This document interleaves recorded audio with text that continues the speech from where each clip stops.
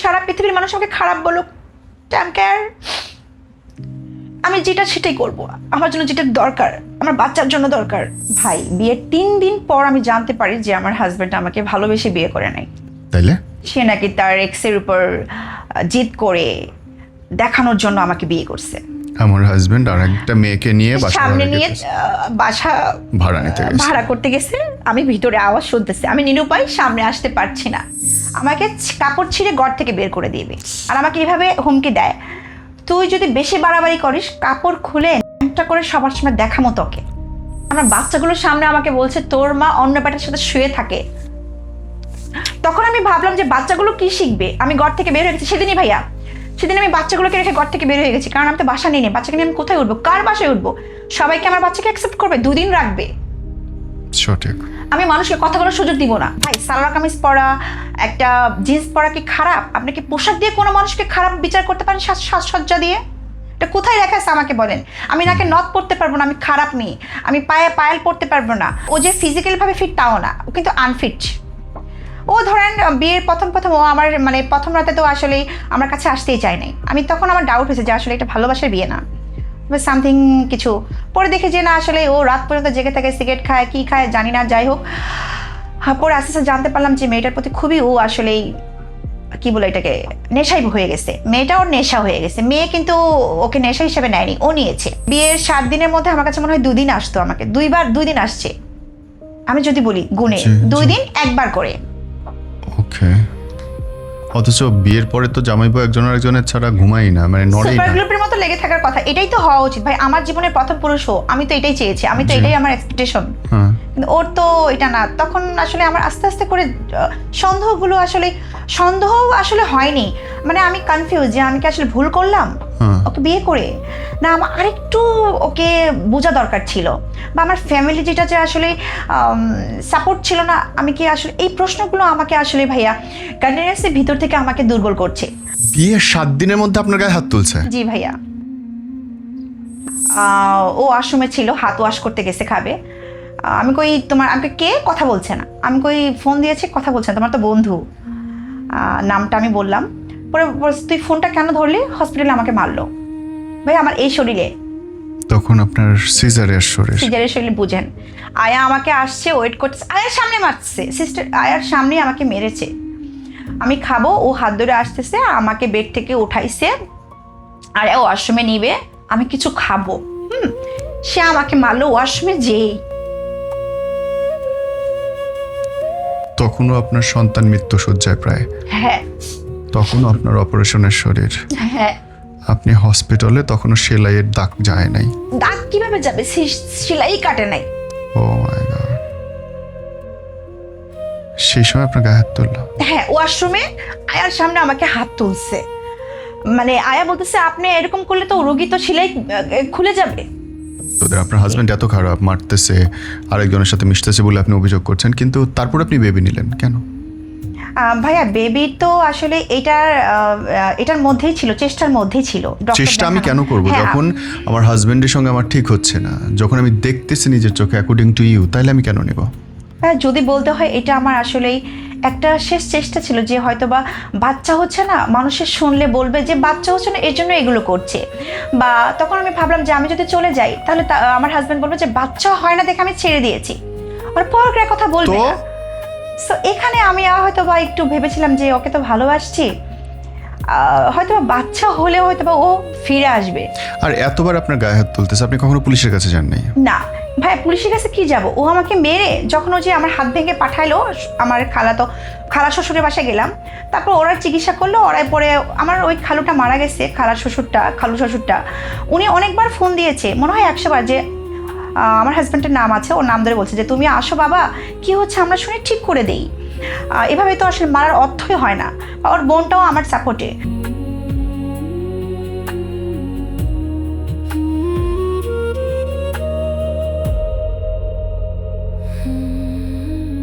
ডাক নাম কি? আখি। আখি, কি হয়েছে আখি? ভাই, বিয়ের 3 দিন পর আমি জানতে পারি যে আমার হাজবেন্ড আমাকে ভালোবেসে বিয়ে করে নাই। তাইলে সে নাকি তার এক্সের উপর জিদ করে দেখানোর জন্য আমাকে বিয়ে করছে। ওয়েট, এক্সের উপরে জিদ করে আপনার বিয়ে করছে? ইয়েস। আপনি এত কিছু হলে বিচার কেন চাইলেন না?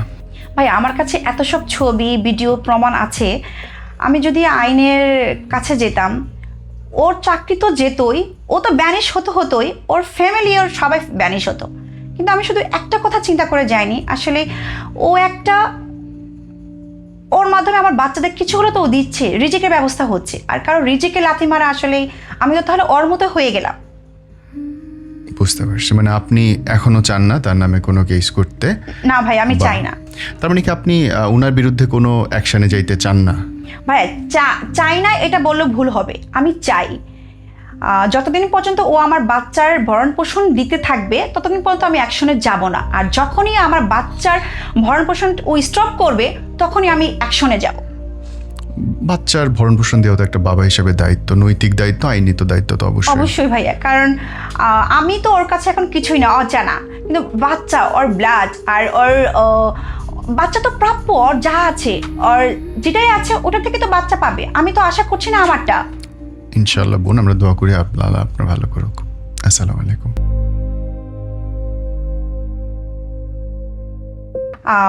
আমার বিয়ের 7 দিন পরে আমি জানতে পারি যে আসলে যে মেয়েটার সাথে জিদ করে আমাকে বিয়ে করছে, সে মেয়েটার সাথে ওর রিলেশন ছিল ডিপলি। তার ফ্যামিলিগতভাবেও ছিল। তার মেয়েটার মাকে তার খালতো বোন খালা বানাইছে, মেয়েটার বাবাকে তার খালু বানাইছে, ধর্মের খালু। আর তখন আমি জানতে পারি, আমার দেবরও বলেছে যে সেই মেয়েটার নাম আমি নাই বলতে চাচ্ছি, সেই মেয়েটার বাসা যাওয়া আসা করতো আমার বিয়ের আগে। যখন আমার এক্স যখন তাকে বললো যে আমি তোমাকে বিয়ে করতে চাই, সো মেয়েটা তো আসলে অনেক আছে ওর মতো, এরকম ছাগল লাইনে রাখছে যে আমি পরে মেয়েটা বললো যে আমি বিয়ে করতে পারবো না তোমাকে, আমি অন্যজনকে ভালোবাসি।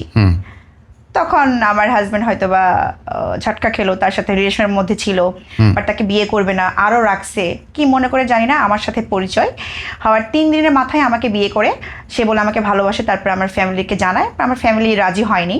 দেন আমি তো আসলে ছোট ছিলাম তখন, আর দেখেছি যে আসলে বলে না প্লে বয় যারা হয় তারা কিন্তু আসলে খুব এমনভাবে দেখায় যে আমার জন্য জীবন দিয়ে দিবে, কেটে মানে সব কিছু আমার জন্য চাকাশে চাঁদও এনে দিবে।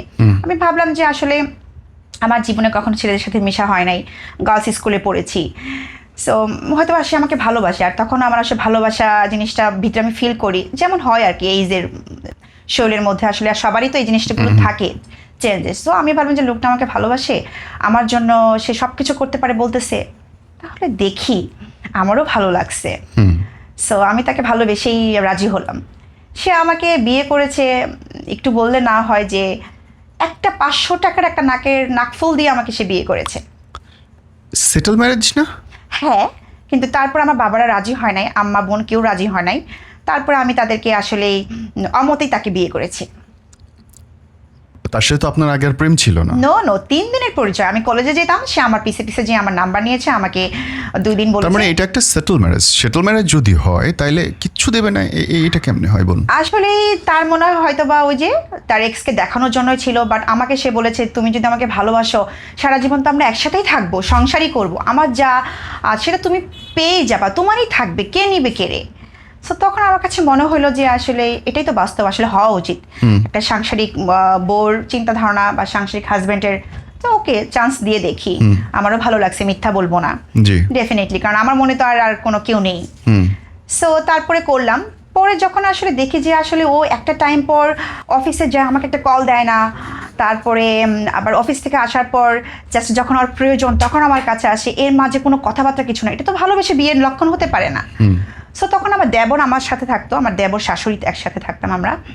তখন আমার দেবর বলল যে ভাবি এরকম, এই মেয়ের নাম ধরে বললো, আমি নামটা বলতে চাচ্ছি না, বললো যে ভাবি এই মেয়ের এই নামে এই মেয়েটার সাথে ভাইয়ের তো অনেক রিলেশন, বিয়ে পর্যন্ত চলে গিয়েছে, কিন্তু ওই মেয়ে রাজি না দেখে বিয়ে আর হয় নাই, তখন হয়তো বা আপনাকে বিয়ে। তখন আমি দেখলাম আমার হাজব্যান্ডের কথায় মিল, তখন ওকে জিজ্ঞেস করলাম, তো আমার দেবর আবার মেয়েটার অ্যাড্রেস সব দিয়ে দিল।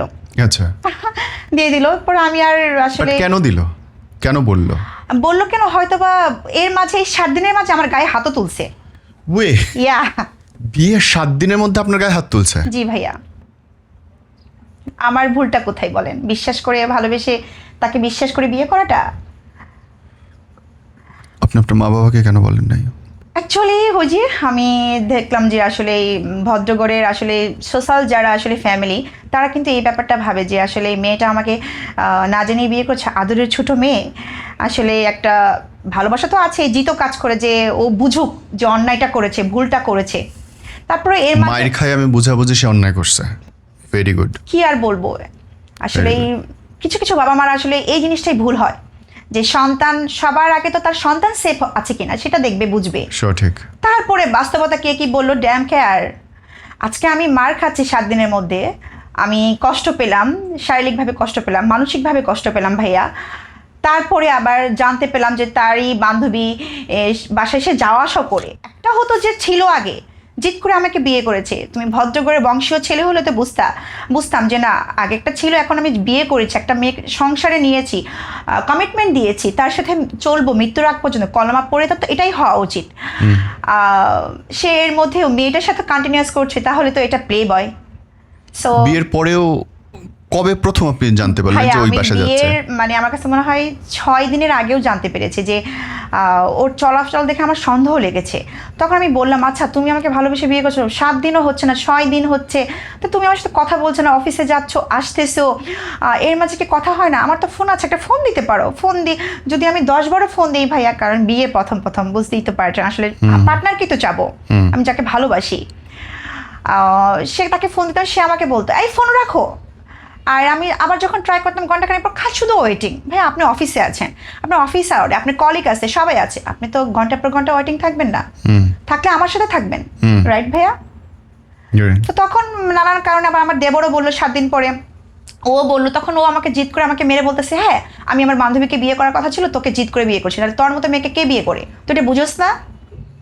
Oh my God. আর এখানে আরেকটা কথা বলি ভাইয়া, ও যে ফিজিক্যাল ভাবে ফিট তাও না, ও কিন্তু আনফিট। ও ধরেন বিয়ের প্রথম ও আমার মানে প্রথম রাতে তো আসলে আমার কাছে আসতেই চায় নাই, আমি তখন আমার ডাউট হয়েছে যে আসলে এটা ভালোবাসার বিয়ে না, সামথিং কিছু। পরে দেখি যে না আসলে ও রাত পর্যন্ত জেগে থাকে, সিগারেট খায় কি খায় জানি না, যাই হোক পরে আস্তে আস্তে জানতে পারলাম যে মেয়েটার প্রতি খুবই ও আসলেই কি বলে এটাকে নেশাই হয়ে গেছে, মেয়েটা ওর নেশা হয়ে গেছে। মেয়ে কিন্তু ওকে নেশা হিসেবে নেয়নি, ও নিয়েছে। আনফিট মানে আমার কাছে আসতো না ভাইয়া, মানে বিয়ের 7 দিনের মধ্যে আমার কাছে মনে হয় 2 দিন আসতো, আমাকে 2 দিন আসছে, আমি যদি বলি গুণে 2 দিন একবার করে। ওকে। অথচ বিয়ের পরে তো জামাইবু একজন আরেকজনের ছাড়া ঘুমাই না, মানে নড়েই সুপার না। গ্রুপের মতো লেগে থাকার কথা, এটাই তো হওয়া উচিত ভাই, আমার জীবনের প্রথম পুরুষ ও, আমি তো এটাই চেয়েছি, আমি তো এটাই আমার এক্সপেকটেশন, কিন্তু ওর তো এটা না। তখন আসলে আমার আস্তে আস্তে করে সন্দেহ আসলে হয়নি, মানে আমি কনফিউজ যে আমি কি আসলে ভুল করলাম ওকে বিয়ে করে, না আমার আরেকটু ওকে বোঝা দরকার ছিল, বা আমার ফ্যামিলি যেটা যে আসলে সাপোর্ট ছিল না, আমি কি আসলে এই প্রশ্নগুলো আমাকে আসলে ভাইয়া কন্টিনিউয়াসলি ভিতর থেকে আমাকে দুর্বল করছে। তার মধ্যে আমি মাত্র এসএসসি দিয়েছি, এইচএসসিতে ইন করেছি, আমার তো বুঝতেই পারি, আমার কলেজে ভর্তি হয়েছি মহিলা কলেজ, সো সব ছেলেদের সাথে বোঝার বা চললে একটা যে অ্যাডভান্স টেস্ট পাওয়া যায় ওইটা আমার মধ্যে নেই, বা ফ্যামিলি থেকেও শিখতে পারিনি, কারণ তারা তো অ্যাডাল্ট আলোচনা করতো না, স্বাভাবিক। সো সব কিছু মিলে যখন আমার দেবর বললো যে A to Z, যে অনেক দিনের রিলেশন, বাসা পরের এলাকায় থাকে, যাওয়া আসা কন্টিনিউয়াস, ভাইয়াও রাতে যেত থাকতো, তো ভাই একটা মানুষের বাসায় যখন ধর্মের খালাখালু বানিয়ে, ধর্মের বোন বানিয়ে যায়, এমনকি তার বান্ধবীর যে বাই কোন স্যারের কাছে পড়বে সেটাও আমার হাজব্যান্ড ডিল করতো, তাহলে ভাইয়া এটা কি ক্লিয়ার না? এটা কি সন্দেহ করার আর কোনো মানের থাকে এখানে?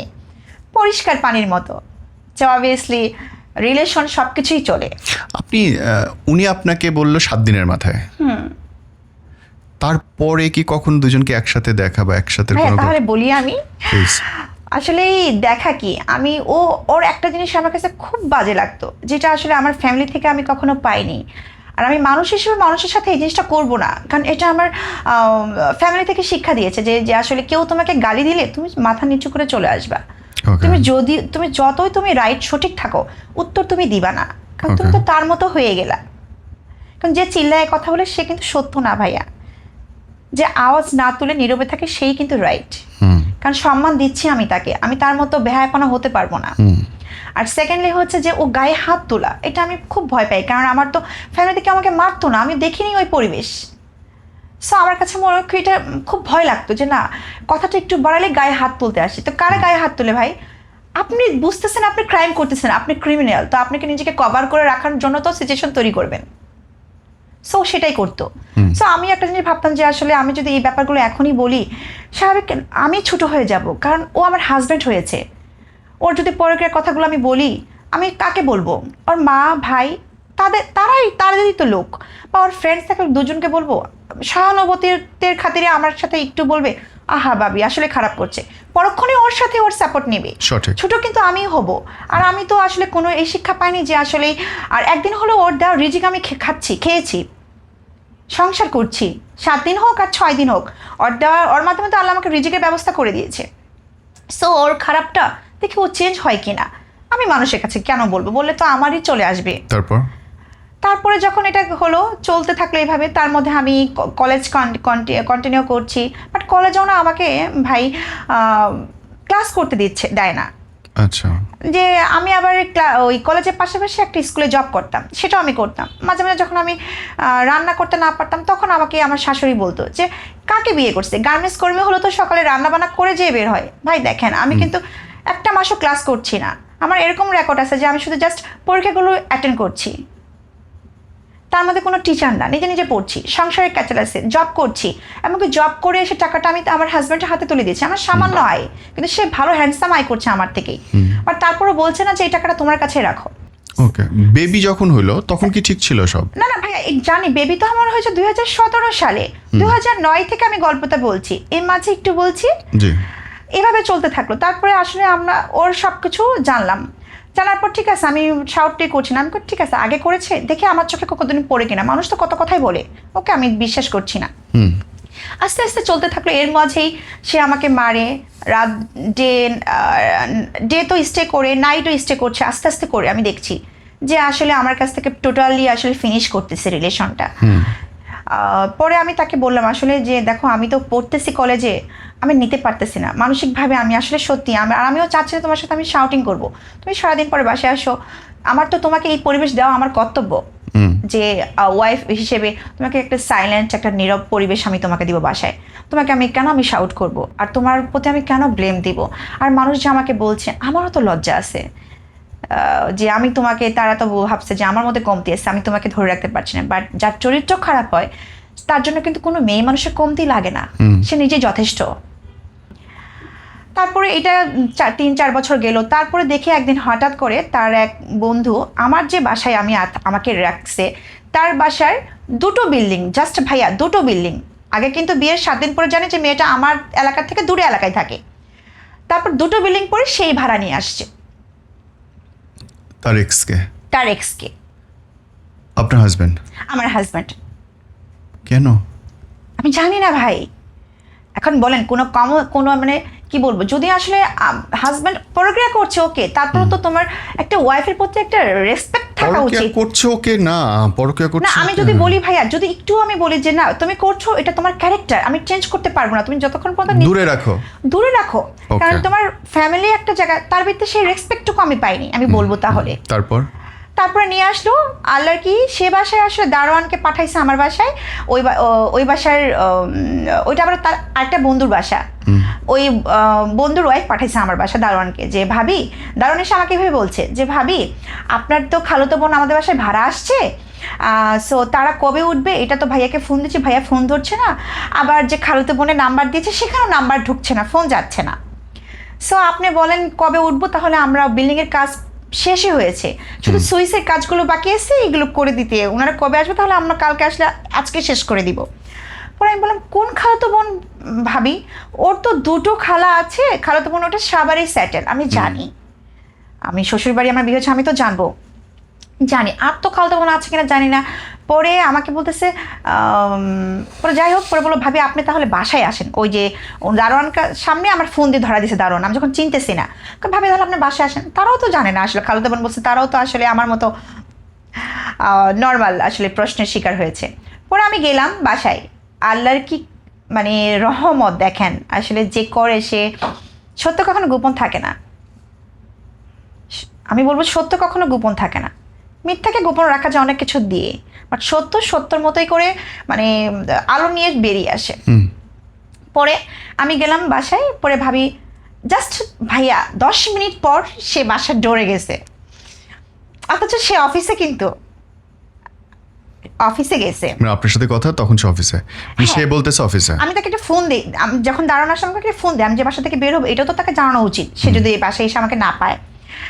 মর্নিং অফিসে গেছে, 12টা বাজে, 2টার সময় চলে আসবে। সো আমি গেলাম, গিয়ে দেখি আসলে সে তোমার ফোন ধরে নাই, তার বান্ধবীকে নিয়ে সে বাসার দরজার সামনে। পরে আমাকে ভাবি, তার শ্বশুর দরজা খুলেছে, ভাবির শ্বশুর, জয়েন্ট ফ্যামিলি। পরে আমাকে ভাবি বলছে যে, পরে ভাবিও দরজার সামনে গেছে, পরে দরজার সামনে যে দেখে আমার কাছে চলে আসছে। এর মধ্যে তো আমি বললাম যে ভাবি এটা তো আর আপন বোন না। বলছে ভাবি আপনি বললেন না, কারণ যেহেতু বন্ধু, সো আমার উপরও আপনার ভাই একটা হতে পারে, আমরা তো ঘটনাটা জানি না, তো আপনি ভিতরে থাকেন, বাইরে যেন না, একটা সিনক্রেট হতেই পারে। পরে আমি ভাবলাম যে আসলে আমার তো এটা রাইট না, একটা মানুষের বাসায় এসে গন্ডগোল করা, আমার পার্সোনাল নিয়ে তাদেরও একটা আসলে এমব্রেস করাটা আমার অধিকারও না এটা। পরে আমি কই ঠিক আছে ভাবি আপনি যান। পরে সে বলতেছে যে আমার বোন কালকে থেকেই উঠবে। আমার হাজব্যান্ডের বয়স যখন আমি শুনছি ভাইয়া, মানে আমি যদি বলি এখন, মানে আমার এতটা কষ্ট লাগছে যে আসলে এতদিন শুনেছি কিন্তু নিজ কানে শুনতেছি, আমার ভেতরটা যে কি হচ্ছে, মানে আসলে আপনি কতটা ফিল করবেন আমি জানি না, কিন্তু আমার সাথে ঘটে গেছে। মানে আমার মনে হয় যে আসলে কি বলবো, যে যাই হোক, মানে কোনো কিছু, মানে আল্লাহর নামটা নিব এটাও আমার মুখ থেকে আসতেছে না, এতটা আমার ভিতরে কষ্ট যে আমার হাজবেন্ড আর একটা মেয়েকে নিয়ে সামনে নিয়ে বাসা ভাড়া নিতে গেছে, ভাড়া করতে গেছে। আমি ভিতরে আওয়াজ শুনতেছি, আমি নিরুপায় সামনে আসতে পারছি না। অথচ ভালোবেসে বিয়ে করেছে, আমাকে নিয়ে সে কোথাও বের হতে লজ্জা লাগে তার। তারপর কি বাসাটা নিল সে? হ্যাঁ নিল। পরে ভাবি বললো যে আর কিছু, আমি পরে বাসা এসে পরে বললাম ভাইয়া, বলার পর সে আমাকে, আমার মনে আছে ওই দিনটা, সে আমাকে এমনভাবে মারছে, আর সে তো লম্বায় আমার থেকে অনেক লম্বা আর ফিজিক্যালি ফিট, কারণ তার সাথে আমার এজ ডিফারেন্ট 15 বছর। আমার যখন জন্ম হয় তখন তার এসএসসি দেয় সে। এই লোকটার সাথে আমি শারীরিকভাবেও পারবো না, তারপর হচ্ছে ভাইয়া ফিজিক্যালভাবে ওটা তো বললাম, আর হচ্ছে কি বলে এটা, বুদ্ধিগত দিক থেকে আমি পারবো না, তার সব কিছুতে সে ম্যাচিউরড। তখন আমি বললাম যে, তখন আমি এভাবে, সেদিন আমি খুব শাউট করেছি, এতদিন আমি শাউট করিনি। আমি বলেছি যে তুমি যে এই কাজটা করলা, আমি তো ভিতরে ছিলাম। পরে আমাকে একটা বাজে বকা দিয়ে বলতেছে যে তুই ভিতরে ছিলি, তো তুই সামনে কেন আসলি না, তোর মার সাথে তো ছিলাম দাঁড়িয়ে। ভাই এটা নেওয়া যায়? আমি খাচ্ছি, আমি তোমার কাছে খাচ্ছি, আমি তোমার সাথে থাকছি, তুমি আমাকে বেয়ার করছো, তুমি আমাকে বলো, আমাকে মারছো ওকে, বাট আমার মাকে কেন আনবা? এটা যায়? আমার মা তোমার মা, মা তো পৃথিবীর সব মাই মা।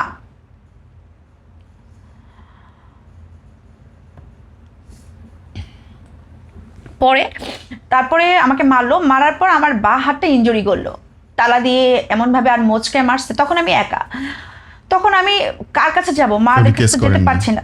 ভাইয়া আমি কেস কি করব? তারপরে একটু বলি, এটা তখন ওর খালতো বোন যে সাবার থাকে, আমি এর মধ্যে টুকটাক হয় আমি তার খালতো বোনকে জানাই ফোনে। বিয়ের পর দেখলাম যে আসলে তার ফ্যামিলি বলতে তার মা আর ভাই আর বোন আছে, আর বাবা মারা গেছে, কেউ নাই। তার ফ্যামিলিরাও দেখে আমাকে আসলে, তারা মনে হয় মোটা অঙ্কের টাকা পয়সা এই টাইপের কিছু আশা করছিল হয়তো, বা আরও রিচ ফ্যামিলি। ভাই এটা তো আমার দোষ না, তোমার ছেলে আমাকে বিয়ে করেছে, তোমার বংশের ছেলে, সো এটা তো আমার দোষ না যে আমি এখন তোমাদের পছন্দ হচ্ছে না আমাকে ছুঁড়ে মারবা। দিতেই হয় লিগ্যালভাবে, আসো আমাকে বিদায় করো, এটা তো রাইট আছেই, ডিভোর্স দিতেই পারে একটা পুরুষ, কোনো সমস্যা। আমার সব কিছু ক্লিয়ার করে আমাকে পাঠাও, কিন্তু আমাকে রেখে অত্যাচার করবা, যেটা আমি সহ্য করতে পারি সেটাও আমাকে সহ্য করাবা। আমি তো মানুষ। পরে ওর বোনের, খালতো বোনের বাসায় আমি চলে গেলাম, সেদিনই আমাকে মারলো যে এসে। ভাই আমি যে যাব, 10 টাকা ভাড়া নাই আমার কাছে, কারণ ও তো আমাকে কোনো হাত খরচ দিত না। খালি কিছু ছেলে যে আমি একটু বিয়ের প্রথম সবাই তো একটু কিছু কেনা তো দূরের কথা, তুই বলতাম আমি একটু পার্লারে যাই না, আমি একটু ফেশিয়াল করে আসি, বা যখন আমি, একটা মেয়ে যখন জানে যে হাজব্যান্ড পরে গিয়ে গেছে, তখন কিন্তু মেয়েরা আরও নিজেকে সুন্দর করার চেষ্টা করে, নিজেকে আরও পালিশ করার জন্য করে, ভাবে যে আর একটু মনে হয় নিজেকে করলে হয়তো আমার হাজব্যান্ডটা আমার দিকে ফিরে আসবে। কমতি কিন্তু নাই ওই মেয়েটার মধ্যে, বউটা কিন্তু নিজেও জানে, কিন্তু তারপরেও মনে তো কত কিছু আসে। হাজব্যান্ডকে আসলে কে চায় সংসারটাকে ছেড়ে দিতে? পরে যখন আমি বলি, সে আমাকে বলে যে পার্লারে কেন তুই যাবি, মানে তখন ল্যাঙ্গুয়েজ তুই তো আমি এতে চলে আসছে, কেন যাবি, তুই তো কালোই, আর তুই কি ওর ধারে কাছে যেতে পারবি, মানে তার বান্ধবীর ধারে কাছে আমি যেতে পারবো না। ওকে, সে আমাকে একটা টাকাও দিত না, এটা বলে আমাকে থামিয়ে রাখতো। সম্পর্ক যদি এত খারাপ হয় বোন, তাহলে আপনি বেবি কেন নিলেন? ভাইয়া বেবি এর মাঝে প্রথম থেকে ট্রাই করছে, বেবি হচ্ছে না। তখন তার ফ্যামিলিরাও একটা জিনিস বলতো, আমি শুনতাম, সাইলেন্টভাবে বলতো, আর কিছু কথা কিন্তু সামনে এসে বলতে হয় না, ডোল পিটিয়ে অ্যাক্টিভিটিসে বোঝা যায়। সো তারা বলতো যে বাচ্চা হয় না, এর জন্য আমারই দোষ বলে বলতো, অথচ আমি এত ডাক্তার থেকে কেউ আমাকে বলছে না যে আমার প্রবলেমস। ভাইয়া আপনি আমার এই প্রশ্ন উত্তর দেন, আপনার হাজব্যান্ড এত খারাপ, মারতেছে, আরেকজনের সাথে মিশতেছে বলে আপনি অভিযোগ করছেন, কিন্তু তারপর আপনি বেবি নিলেন কেন? ভাইয়া বেবি তো আসলে এটার মধ্যেই ছিল, চেষ্টার মধ্যেই ছিল। ডক্টর চেষ্টা আমি দেখানো। কেন করব হ্যাঁ, যখন আমার হাজব্যান্ডের সঙ্গে আমার ঠিক হচ্ছে না, যখন আমি দেখতেছি নিজের চোখে অ্যাকর্ডিং টু ইউ, তাহলে আমি কেন নেব? ভাইয়া যদি বলতে হয়, এটা আমার আসলেই একটা শেষ চেষ্টা ছিল, যে হয়তো বা বাচ্চা হচ্ছে না, মানুষের শুনলে বলবে যে বাচ্চা হচ্ছে না এর জন্য এগুলো করছে। বা তখন আমি ভাবলাম যে আমি যদি চলে যাই, তাহলে আমার হাজব্যান্ড বলবে যে বাচ্চা হয় না দেখে আমি ছেড়ে দিয়েছি, আর পরকের কথা বলবে তো? না। সো এখানে আমি হয়তো বা একটু ভেবেছিলাম যে ওকে তো ভালোবাসছি, হয়তো বা বাচ্চা হলেও হয়তো বা ও ফিরে আসবে। আর এতবার আপনার গায়ে হাত তুলতেছে, আপনি কখনো পুলিশের কাছে যান নাই? না ভাই, পুলিশের কাছে কি যাব, ও আমাকে মেরে যখন ও যে আমার হাত ভেঙে পাঠাইলো, আমার খালা শ্বশুরের বাসায় গেলাম, তারপর ওরা চিকিৎসা করলো, ওরাই পরে আমার ওই খালুটা মারা গেছে, খালু শ্বশুরটা, উনি অনেকবার ফোন দিয়েছে, মনে হয় 100 বার, যে আমার হাজব্যান্ডের নাম আছে, ওর নাম ধরে বলছে যে তুমি আসো বাবা, কি হচ্ছে আমরা শুনে ঠিক করে দেই। এভাবে তো আসলে মারার অর্থই হয় না। বা ওর বোনটাও আমার সাপোর্টে, যে বলছে যে আসলে ও তো ছোটো, আর যদি ও ভুল করতো, পরক্রিয়া করতো, তাহলে একটা কথা বলতাম আমরা, ঠিক আছে ওকে ছেড়ে দে, বা ওর গার্ডিয়ান, কিন্তু তুই ভুল করছিস। আর যে মেয়েটা তোর বিয়ের আগে ছিল, তুই তো তাকে বিয়ে করিসনি, এখন তোর সংসার হয়েছে, বিয়ে তুই নিজে পছন্দের মতো বিয়ে করেছিস, মেয়ে তো আমরা দেখিনি, তুই দেখছিস, তাহলে কেন এগুলো করছিস, মানুষকে হাসাচ্ছিস না? ভাই ও তো যাই নাই, পরে বলতেছে সেদিন নাকি আমার কোর্টে গেছে, আমাকে ডিভোর্স দিবে। সামাও আমি চলে আসছি, পরে আমার ওই খালাতো ননাস যেটা বললো যে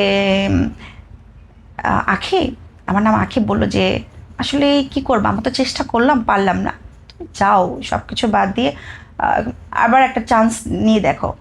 ভাইয়া তখন ভাবলাম যে আসলেই তো আমার পড়াটাও কমপ্লিট হয় নাই, বাবা বাড়ি থেকেও সাপোর্ট পাচ্ছি না, তখন ভাবলাম যে আসলে কোথায় যাব, যেখানেই যাব মানুষ কিন্তু ইজি নিবে না, আগে কিন্তু তারা তাদের মতো করে ভাববে আমাকে নিয়ে, আমি তো তার ভাবনার জায়গাটুকু আলাদা করতে পারবো না, সেটা কন্ট্রোল আমার কাছে নেই। যে তখন ভাবলাম যে আরেকটু দেখি সময় দেই, যদি ভালো হয়, যদি, কারণ আমি তাকে ভালোবাসি।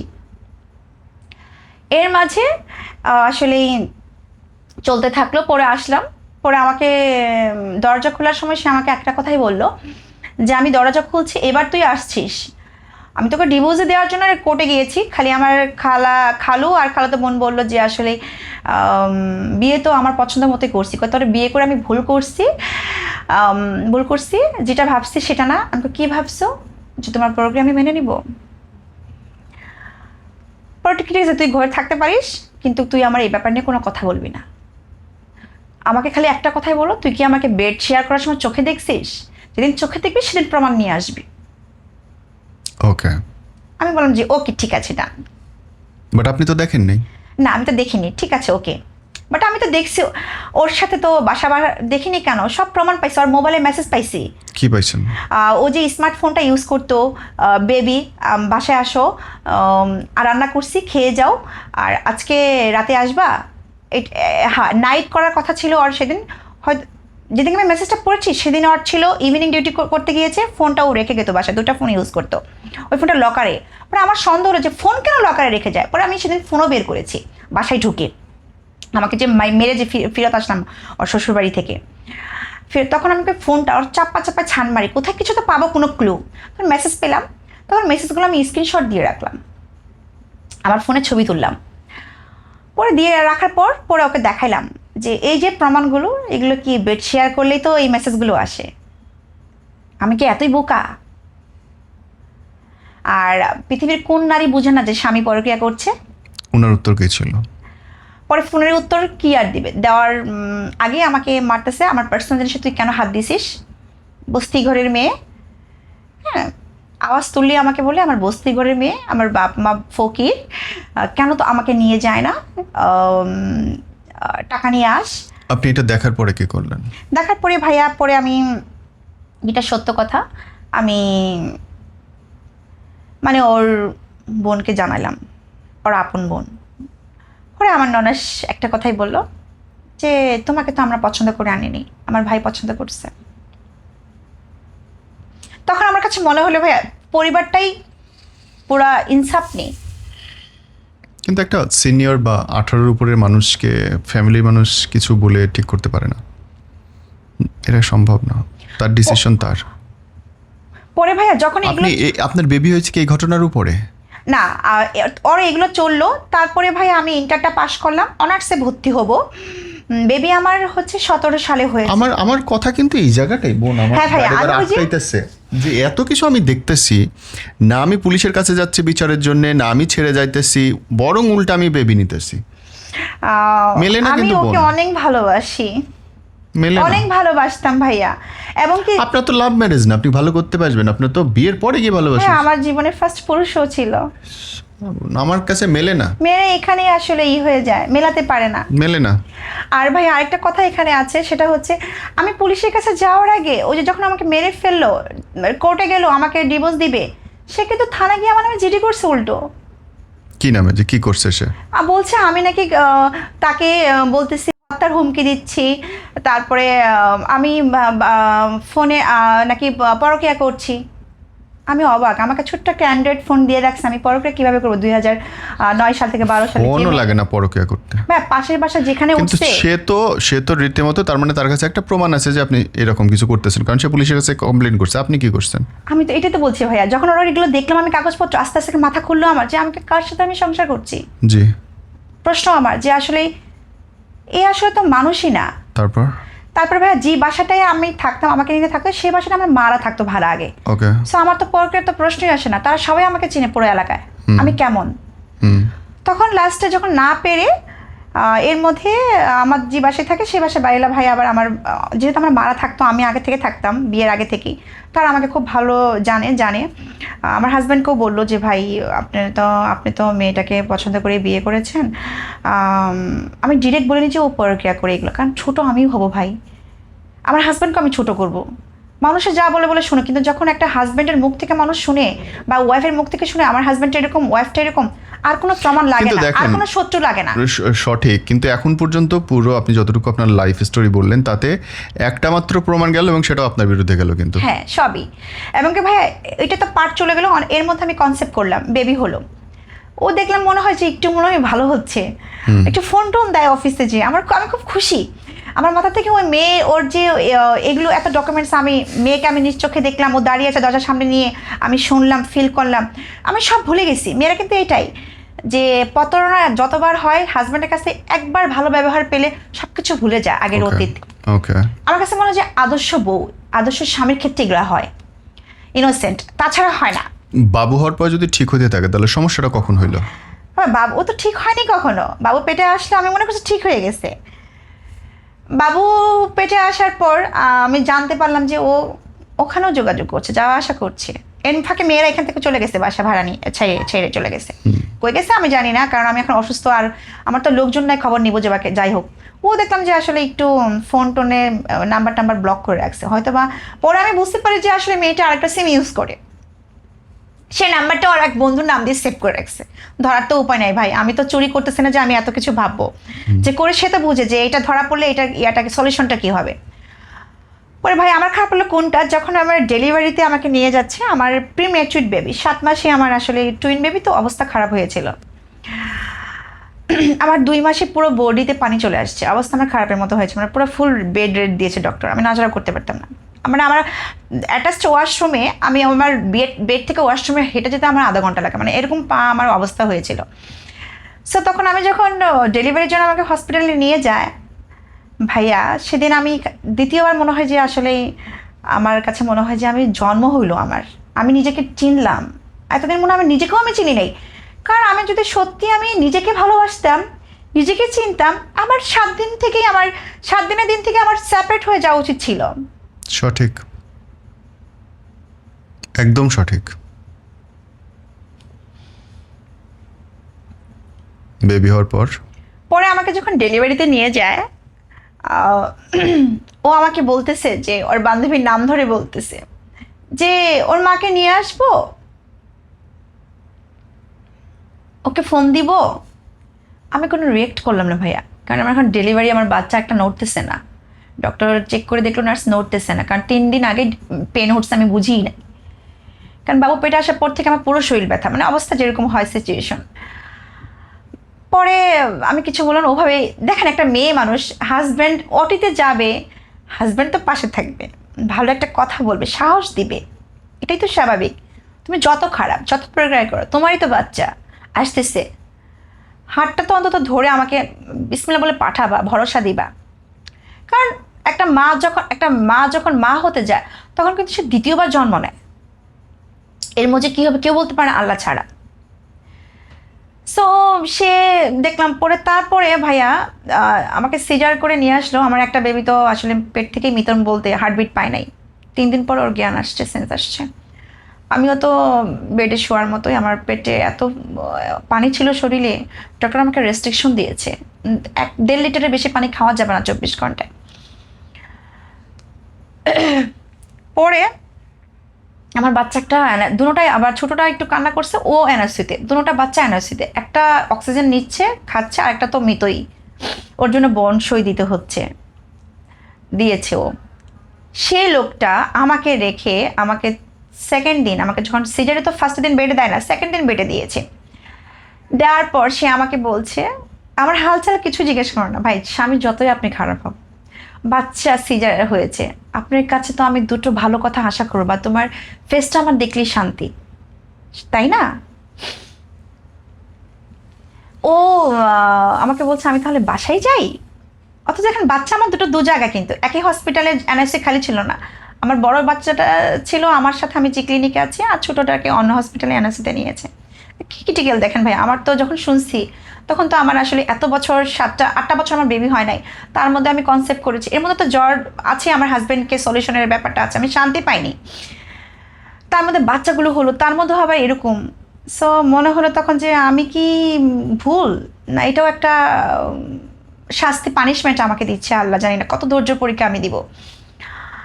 পরে ও বলতেছে আমি তুমি বাসায় যাবা, তো বাচ্চাগুলো তো ওখানে, তো আসলে বাবুকে খাবার পাঠাতে হচ্ছে, এখানে কে আছে, একজন কাজে আমার বাসায় যে বুয়াটা, সেই বুয়াটাই আসছিল, আর আমার ভাই আসছিল, সে তো তার মতো করে করে তার কাজে সে চলে গেছে।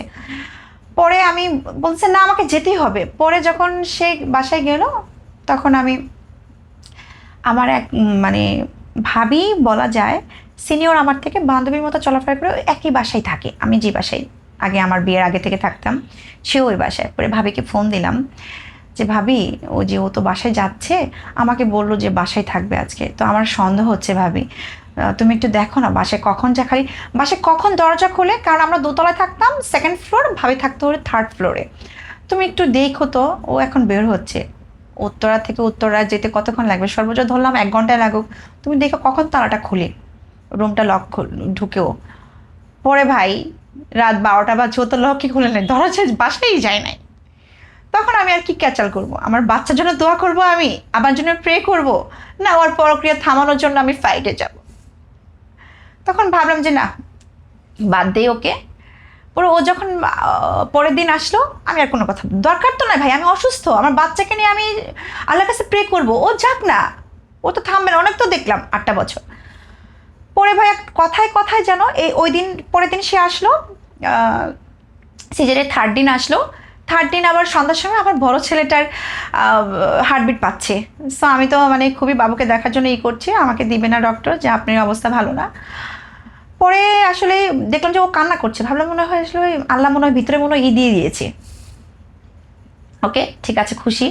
তারপরে আমাকে 9 দিন আমরা ছিলাম হসপিটালে, ছিলাম 9 দিন, কারণ বাবুর যে এনআইসিতে এখনও হয়নি ঠিকমতো, প্রসেস থাকে তো, হয়তো ডক্টর এখনও ক্লিয়ার দেয়নি যে নিয়ে যেতে পারবেন ওখানেই। তারপরে হসপিটালে ওর একটা ফোন আসলো, ও যে নাম্বারটা যে সেভ, ও যে ওর বন্ধুর নাম দিয়ে সেভ করছে, আমি তো জানি এইটাই ও নতুন নাম্বার ওর বান্ধবীর। পরে আমি ধরলাম, ও ওয়াশরুমে ছিল, হাত ওয়াশ করতে গেছে খাবে। আমি কই তোমার, আমাকে কে কথা বলছে না, আমি কই ফোন দিয়েছে কথা বলছে না, তোমার তো বন্ধু, নামটা আমি বললাম। পরে বলছে তুই ফোনটা কেন ধরলি, হসপিটালে আমাকে মারলো। ভাই আমার এই শরীরে, তখন আপনার সিজারের শরীর। সিজারের শরীরে বুঝেন, আয়া আমাকে আসছে, ওয়েট করতেছে, আয়ার সামনে মারছে, সিস্টার আয়ার সামনে আমাকে মেরেছে। আমি খাবো, ও হাত ধরে আসতেছে, আমাকে বেড থেকে উঠাইছে, আর ওয়াশরুমে নিবে, আমি কিছু খাবো, সে আমাকে মারলো ওয়াশরুমে যেই। তখনও আপনার সন্তান মৃত্যুশয্যায় প্রায়, হ্যাঁ তখনও আপনার অপারেশনের শরীর, হ্যাঁ। আপনি হসপিটালে, তখনও সেলাইয়ের দাগ যায় নাই। দাগ কিভাবে যাবে, সেলাই কাটে নাই। ও মাই গড, সেই সময় আপনার গায়ে হাত তুললো? হ্যাঁ, ওয়াশরুমে আয়ার সামনে আমাকে হাত তুলছে, মানে আয়া বলতেছে আপনি এরকম করলে তো রোগী তো সেলাই খুলে যাবে। পরে আমি বললাম ঠিক আছে সরি, আমি আমারই ভুল হয়েছে। তখন আমি মনে মনে ভাবলাম ভাইয়া যে আসলেই তখন আমি কিছুই ভাবি নাই।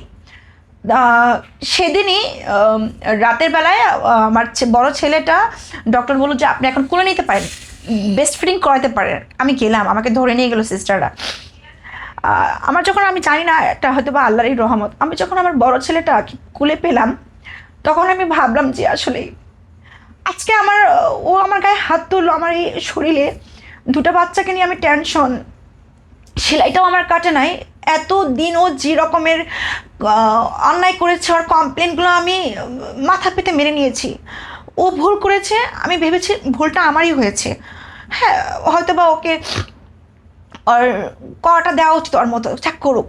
কিন্তু সেকেন্ডবার আমার বাচ্চা যখন আমি কুলে নিয়েছি, যে আমার বড় বাচ্চা, বড় সন্তান, ওকে নিয়ে আমি একটা প্রমিস করলাম যে আসলে আমার বাচ্চাটা তো দ্বিতীয় জন্ম হয়েছে, ও আমার জন্য লাকি। আর আমারও আজকে আমার বিবেক বুদ্ধির সেন্স খুলে গিয়েছে, আমারও দ্বিতীয় জন্ম হয়েছে, আল্লাহ আমাকে সেকেন্ড টাইম বাচ্চার চান্স দিয়েছে। কারণ সিজারে তো অনেক মানুষ মারাও যায়, যে আর আসলে এটাকে আমি আর করবো না, বদার করবো না। সেটা আমাকে সারা পৃথিবীর মানুষ আমাকে খারাপ বলুক, কেয়ার, আমি যেটা সেটাই করব, আমার জন্য যেটা দরকার, আমার বাচ্চার জন্য দরকার। আস্তে আস্তে করে আমি একটু নিজেকে ওর তারপর থেকে ওর সাথে আমি এই ব্যাপার নিয়ে কোনো কথাই বলি না। ও জাহান নামে যাক, আমার কি তাতে? আমার এখন দুটো বাচ্চা আছে, আমাকে কিভাবে ঠিক থাকতে হবে, বাচ্চাদের নিয়ে ভাবতে হবে, এটাই আমি জানি। আমি মা। পরে আমি আস্তে আস্তে করে সোর্সিং শুরু করলাম। সোর্সিং কেমন শুরু করলাম, আমার পাশের ভাবিরা বলছে তুমি ভালো রান্না করতে পারো, টুকটাক করে। তখন করোনার পিরিয়ড আবার চলে আসলো, বলতেছে যে নিজের ব্যবসা শুরু করে এখন চান্স হচ্ছে। তো আমি করলাম কি ভাই, আমি ভালো রান্না করতে পারি, এটা আমার হাজব্যান্ডের শ্বশুরবাড়ি সবাই জানে। তো ফার্স্ট আমার এক পরিচিত, আমি আবার এর মাঝে যে জব করতাম, মার্কেটিংয়ে জব করেছি, স্যালারিটা ওকে দিতাম। ওই এক ভাই পরিচিত আমাকে অনেকদিন পর নক করছে, আখি আপু আপনি কি আমাদের কোম্পানি থেকে নতুন আবার মার্কেটিং করতেছে, আপনি কি করবেন? আমি কই ভাই আমি তো এখন বেবি হয়েছে, মার্কেটিংয়ের কাজ আমি করতে পারবো না, তবে কোনো কিছু আমি নিজস্ব কিছু করার চিন্তা করছি, সেটা হচ্ছে আমি ভালো কুক করতে পারি, রান্না দেখি। পরে বলছে আপনি তো উত্তরে থাকেন, উত্তরে আমার একটা বাইং হাউস পরিচিত আছে, আপনাকে সেদিনই বলছে, এটা আল্লাহর রহমত, বলছি যে আপনাকে আমি অ্যাড্রেস দিয়ে দেবো, আপনি সেখানে যেতে পারবেন? আমি তো অবশ্যই কেন পারবো না, উত্তরের মধ্যে আমার জন্য ইজি। আপনি যে আপনার খাবার একটা রান্না করে নিয়ে যান, বা যেটা আপনি ভালো পারেন, বা কোনো কিছু যদি ওনার সাথে কথা বলেন, ওনাকে টেস্ট করাবেন, বা ওনার অফিসে গিয়ে রান্না করেন, যেটা করেন। আমি তো ওকে। পরে আমি বাসা থেকে সিম্পলি কিছু, মানে আমি ভালো খিচুড়ি রান্না করতে পারি, সো লাঞ্চ টাইম খিচুড়ি তো সবাই কম বেশি পছন্দ করে, নিয়ে গেলাম, ভাইয়া খেলেন। পরে বলতেছে যে আপু আপনি তো ভালো মশলা রান্না করতে পারেন। পরে আমি বলছি যে ভাইয়া আপনি বলেন কীভাবে কয়, আমি আপনাকে আগে ফার্স্টে আমাদের অফিসে যারা খায় তাদের কথা বলবো না, আমাদের মাসে মাসে 3-4টা করে মিটিং হয় অফিসে, সো ভালো রান্না একটু আলাদা তো সবাই চায়। and then you start your আমি business. স্টার্ট করলাম। ওকে বোন, আপনার ছাড়াছাড়ি হলো কবে, বা ছাড়লেন কবে, সাহস পেলেন কবে? হ্যাঁ, সাহস পেলাম, ও আমাকে এই প্রসেস তো শুরু হলো আমার ইনকামের সোর্স। তারপরে আমার ফেসবুকে 2-1টা আপুর মাধ্যমে, বা যারা উদ্যোক্তা হয়, আমি দেখলাম, ঘাটলাম, পরে পরিচয় হলো। ওই ভাইয়ারা আমাকে বললো যে অনলাইনে কাপড়ের ব্যবসাটা শুরু করতে পারেন। তারপর আপনার আমাদের টাকা নাই সেটা। পরে বলছে আপনি যদি মনে করেন যে আপনি একটা ভাই পাশে দাঁড়িয়েছে, আসলে আমি মনে করবো ভাইয়া যে মানুষগুলো পৃথিবীর সব পুরুষরাই খারাপ, আমি সেটা বলবো না। বরং হেল্প করতে অনেকেই আগে অনেক আসে। এগিয়ে আসে। মেয়েরা আপনাকে দাবিয়ে দিবে, True. চোখ লজ্জার দোহাই দিয়ে, সমাজের দোহাই দিয়ে। অনেক এত বাইরের না, এগুলো হয় সবার সংসারে। আমার সংসার হয়েছে, মানায় নেন, বাচ্চারা বড় হবে, বিয়ে করবে, চাকরি করবে, তখন আপনার কত পাওয়ার আসবে, আপনি সুখে থাকবেন, তখন আপনার দিন ঘুরে আসবে। রাইট। সো কিন্তু পুরুষরা আগায় না। তখন আমার একটা ভাই, আমার এখনও তার কথা হচ্ছে, নাম নিলে আমার জন্য মনে হয় যে তার জন্য তার কাছে আমি ইনসাফ করেছি। সেই আমার জীবনে আমাকে 20,000 টাকা লোন দিয়েছে, সে এখনও আমার কাছে সে টাকাটা নেয়নি। মাশাআল্লাহ। সেই টাকা দিয়ে আমি বিজনেস শুরু করেছি, আজকে আমি আছি, দাঁড়াইছি, নিজে রোজগার করছি ভাই।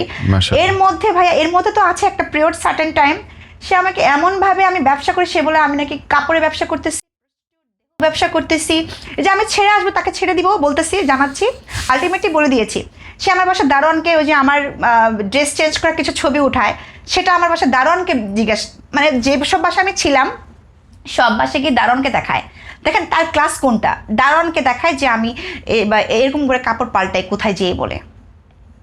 আমি এইসব ড্রেস পরি ভাই, সালোয়ার কামিজ পরা, একটা জিন্স পরা কি খারাপ? আপনি কি পোশাক দিয়ে কোনো মানুষকে খারাপ বিচার করতে পারেন? সাজসজ্জা দিয়ে?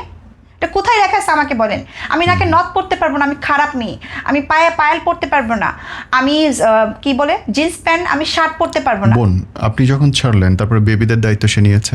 ও ভাইয়া, এর মধ্যে আমি যে শুরু করলাম ব্যবসাটা, এর মধ্যে আমাকে ও এর মধ্যে মারা তো বন্ধ, ওর কথা বলেন তো বন্ধ, তুই ব্যবসা কর, আমার বাসা ছেড়ে দে। আমি তার একদিন আমাকে আমার বাচ্চার সামনে মারছে, আমাকে বাচ্চার সামনে বলছে আমি প্রস্টিটিউট করি।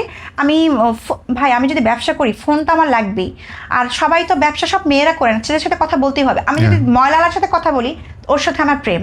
আমি যদি দারোয়ানের সাথে কথা বলি, ওর সাথে আমার প্রেম।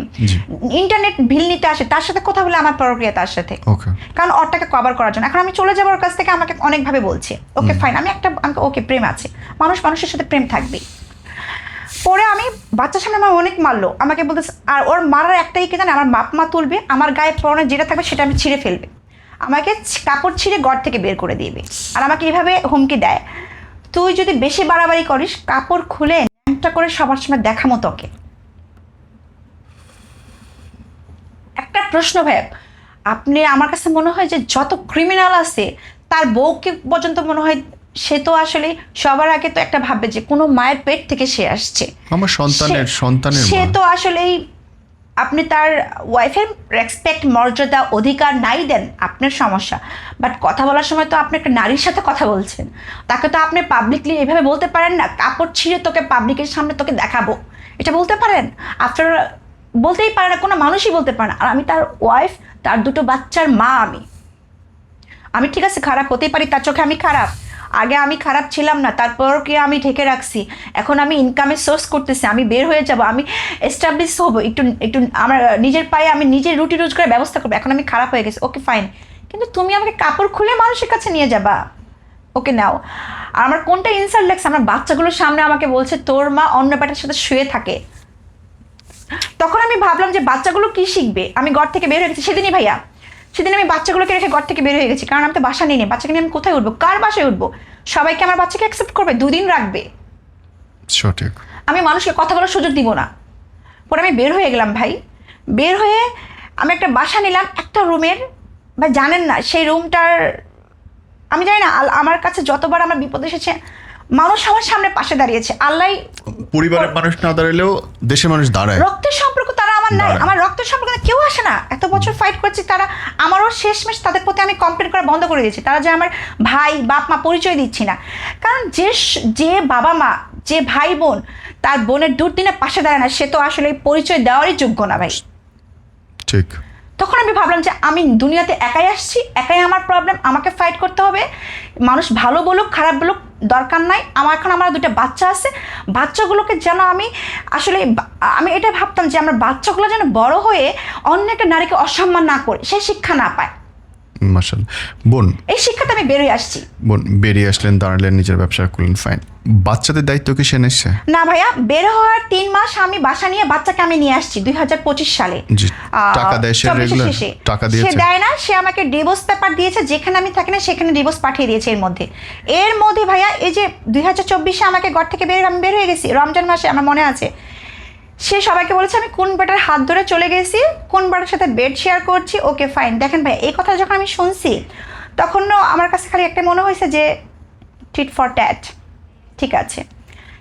আমি বাচ্চাকে 3 মাস পর আমি বাচ্চাকে নিয়ে আসছি আমার কাছে।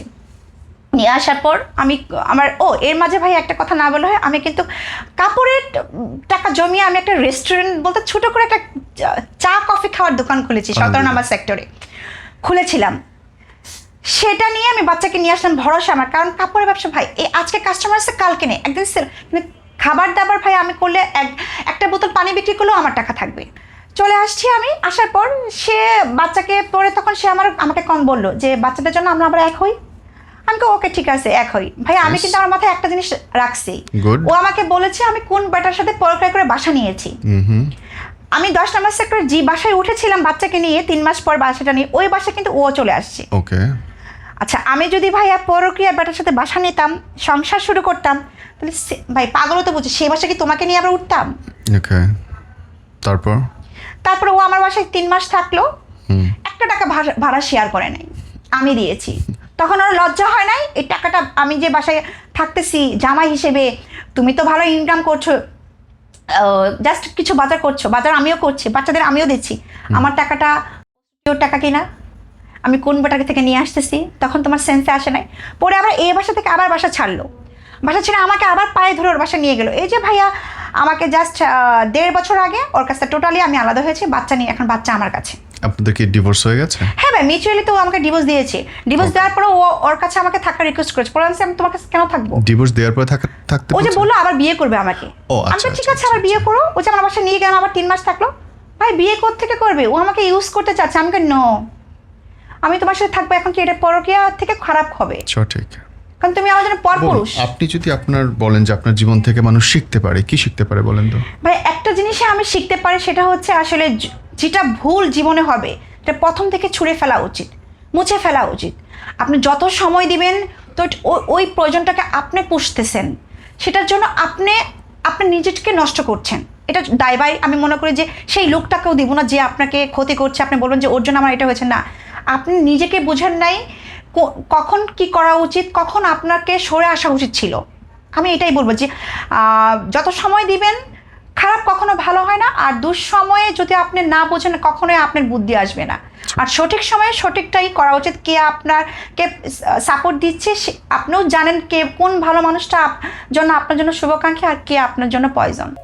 আমরা এই গল্পটা এই কারণে প্রচার করলাম যে যেই ভুল হয়ে যায় সেই ভুলটা শুরুতেই যদি বুঝতে পারেন তাহলে দেরি না করে তাৎক্ষণিকভাবে ব্যবস্থা নেওয়া দরকার। আমরা নাম ঠিকানা প্রচার করি নাই এই কারণটায়, আমরা এডিট করে নাম ঠিকানাগুলো ফেলে দিয়েছি এই কারণে যেন তার যাকে নিয়ে গল্প তার যেন সামাজিক কোনো ক্ষতি না হয় বা সে অর্থনৈতিক কোনো ক্ষতিতে না পড়ে। কিন্তু যেই শিক্ষাটা আপনার গ্রহণ করার আছে, ভুল ট্রেনে উঠে পড়লে তাৎক্ষণিকভাবে নেমে পড়তে হবে।